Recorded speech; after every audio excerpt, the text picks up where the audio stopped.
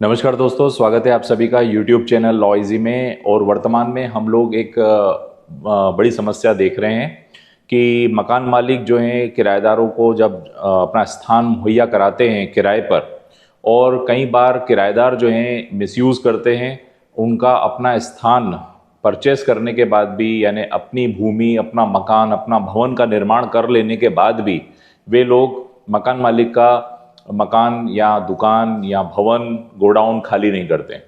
और ऐसा इसलिए नहीं करते हैं क्योंकि संपत्ति की कीमतों में वृद्धि हो जाती है और वे अपने मकान को ज़्यादा किराए पे चढ़ा देते हैं और वे खुद उस किराए वाले मकान पे ही रहते हैं। और इस प्रकार से मकान मालिक को भी बड़ी दिक्कतें आती है।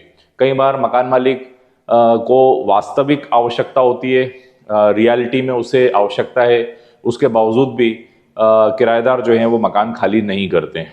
और मकान मालिक किराएदार के विवाद दिन प्रतिदिन बढ़ते जा रहे हैं। मकान मालिक किराएदार के बढ़ते हुए विवादों को देखते हुए ही भाड़ा नियंत्रक प्राधिकारी, जिसे हम रेंट कंट्रोल अथॉरिटी कहते हैं, और एक नया कानून बना दिया गया है जिसका नाम है एकोमोडेशन कंट्रोल एक्ट, जिसे हम स्थान नियंत्रण अधिनियम कहते हैं। तो सिविल मामलों में चूंकि लंबे समय से ऐसे डिस्प्यूट चल रहे थे, तो इसके लिए एक स्पेशल ट्राइब्यूनल टाइप यानी एक स्पेशल कोड बनाई गई है जिसका नाम है आरसीए कोड।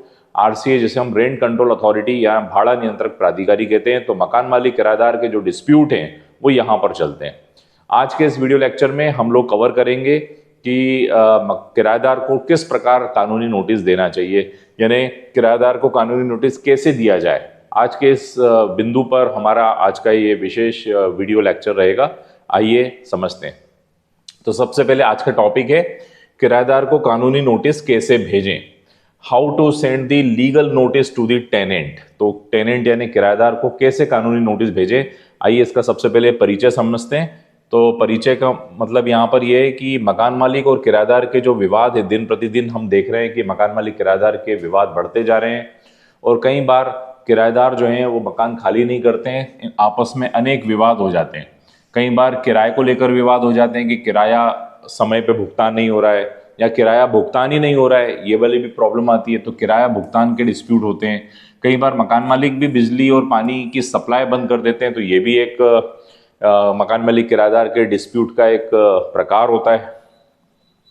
और इविक्शन नोटिस, आज जिस नोटिस की हम बात कर रहे हैं ये इविक्शन नोटिस है। इविक्शन एक कानूनी शब्द है जिसको हम बेदखली कहते हैं। किराएदार को किराएदारी स्थल से बेदखल करने के लिए जो नोटिस भेजा जाता है उसे इविक्शन नोटिस कहा जाता है। इविक्शन यानी बेदखली का नोटिस, तो इसको बेदखली सूचना पत्र कहा जाता है। बिना सूचना पत्र के वाद दाखिल नहीं होता है। और अनेक जगहों पर आप लोगों ने जब रेंट एग्रीमेंट के जो क्लॉज देखे हुए हैं उसमें 1 महीने पहले एक दूसरे को सूचना देनी होती है, यानी किराएदार को ये सूचना देनी होती है कि मैं एक मकान खाली कर रहा हूँ या दुकान खाली कर रहा हूँ, या किराएदार को भी यह सूचना देनी होती है, या मकान मालिक भी खाली कराना है तो उसे भी ये सूचना देनी पड़ती है। तो इस प्रकार हम यदि बात करें जिस बिंदु की आज हम चर्चा कर रहे हैं कानूनी नोटिस, तो ये एक दस्तावेज होता है। It is a kind of document जो सूचना के रूप में होता है। एक ऐसा दस्तावेज जो सूचना देता है और समय सीमा भी बताता है कि आपकी समय सीमा समाप्त हो चुकी है किराए की, या समय सीमा समाप्त की जा रही है किराएदारी की, और आप इस किराएदारी स्थल को खाली कर दें या रिक्त करके उसका रिक्त आधिपत्य यानी रिक्त कब्जा सुपुर्द कर दें। और इसमें इस बात का भी उल्लेख किया जा सकता है कि आप समय पे किराया नहीं दे रहे हैं, किराए का भुगतान नहीं कर रहे हैं, या अवैधानिक गतिविधियां आप चला रहे हैं, जैसे जुआ सट्टा किराएदारी स्थल पर कोई अवैधानिक गतिविधि कर रहे हैं, किराएदारी स्थल को क्षति पहुंचा रहे हैं या हानि पहुंचा रहे हैं, या किराएदारी एग्रीमेंट की शर्तों का उल्लंघन कर रहे हैं। जैसे आपको रिहायशी यानी रेसिडेंशियल काम के लिए दिया गया था, आप वहाँ पे कमर्शियल उपयोग कर रहे हैं, व्यापारिक गतिविधियां कर रहे हैं। तो इस प्रकार से अनेक आधार भी हो सकते हैं। बेदखली के बहुत सारे आधार बताए गए हैं कि किन आधारों पर बेदखली के लिए केस लगाया जा सकता है, और वही आधार आप नोटिस में भी उसका उल्लेख कर सकते हैं। अब कुछ महत्वपूर्ण बातें हैं जब हम कानूनी नोटिस की बात कर रहे हैं, यानी किराएदार को कानूनी नोटिस कैसे दें उसकी बात कर रहे हैं, तो कुछ महत्वपूर्ण बातों को आपको ध्यान में रखना होगा। सबसे पहले it must be send before 30 days of the filing of the suit, यानी सूट फाइल करने के बेदखली के वाद के पहले 30 दिन पहले का नोटिस दिया जाना जरूरी है। तो 30 दिन पूर्व नोटिस दिया जाना चाहिए। और फिर जो नोटिस दिया जा रहा है वो वैलिड होना चाहिए, वैलिड और लेजिटिमेट रीजंस पर होना चाहिए ना। आपके पास जो शर्तें हैं खाली कराने के जो आधार हैं वो कानून सम्मत होना चाहिए, मतलब जो कानून में जिनका उल्लेख किया गया है। जैसे कानून में उल्लेख किया गया है कि किराएदार यदि समय पर किराया नहीं दे रहा है और आपने उसे किराए का बोला है फिर भी वो नहीं दे रहा है, तो ये एक बड़ा इंपॉर्टेंट पॉइंट होता है बेदखली का।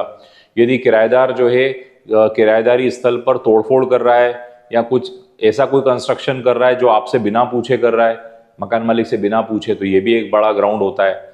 यदि वो सब टेनेंट रख देता है, उप किराएदारी जिसको हम पोर्ट भाड़ेती कहते हैं, सब टेनेंसी पे रख देता है बिना पूछे, तो ये भी एक बड़ा आधार हो सकता है।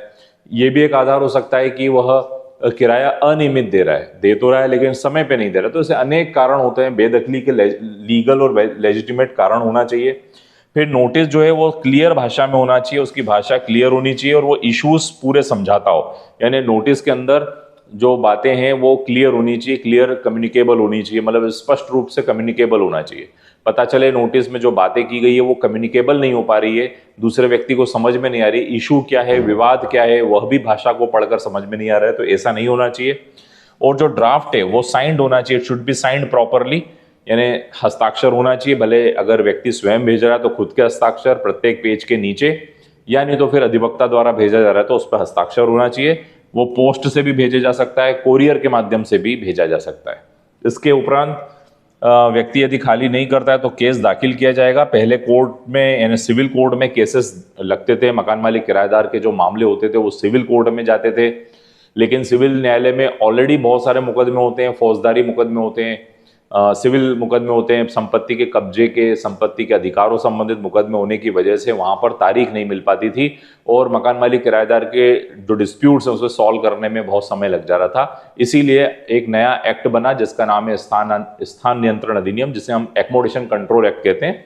और इस एकोमोडेशन कंट्रोल एक्ट में एक अधिकारी की स्थापना की गई जिसका नाम है आरसीए, जिसे हम रेंट कंट्रोल अथॉरिटी कहते हैं। ये रेंट कंट्रोल अथॉरिटी जो होते हैं मकान मालिक किराएदार के डिस्प्यूट को सुनते हैं और इसे सॉल्व करते हैं, और इसी के ऊपर जो कानून बनाया उसको एकोमोडेशन एक्ट कहा जाता है।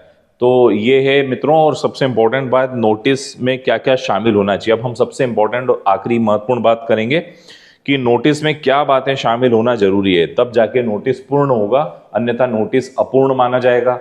तो नोटिस में सबसे पहले तो रेंटल प्रॉपर्टी की पूरी डिटेल होनी चाहिए, रेंटल प्रॉपर्टी की स्पष्ट डिटेल होनी चाहिए, यानी किराएदारी स्थल को आसानी से पता लगाया जा सके कि किस किराएदारी स्थल की बात हो रही है।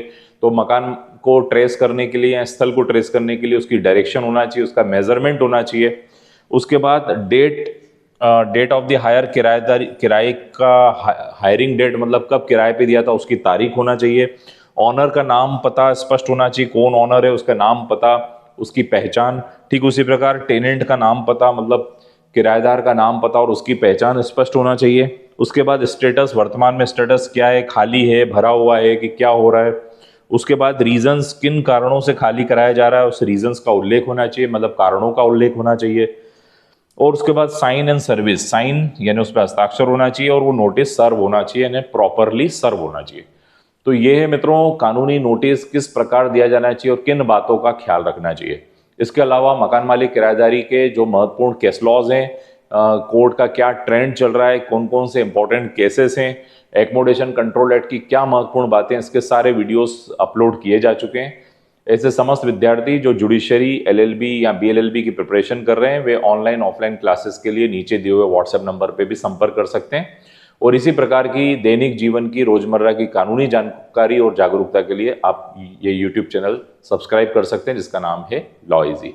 Thank you for watching this video. Thank you so much.